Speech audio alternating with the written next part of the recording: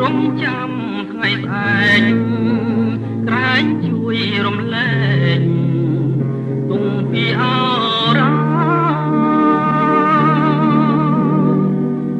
ហំព្រោះរូបខ្ញុំប្រពន្ធលែងចោលអ្នកឯងតែតោនឹងបត់កំព្រា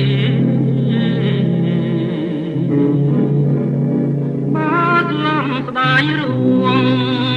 ព្រោះចង់លួងពីរាំងសាបត់ជាបាដងយល់មករលំលន់ក្រែងក្រែង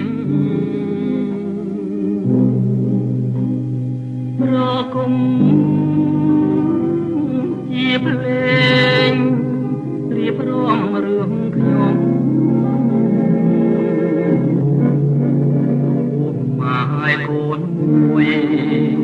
រត់ដូចលៀងក្រុម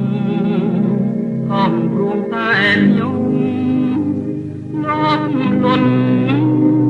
នឹងកាមតណ្ហា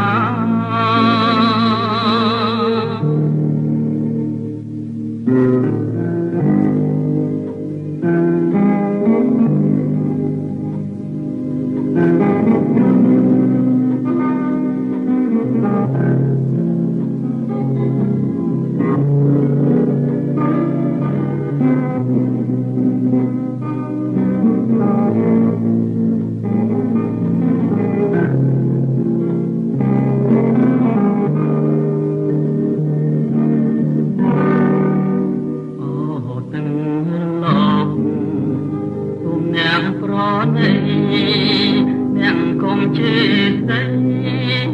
ថាខ្ញុំសាវ៉ា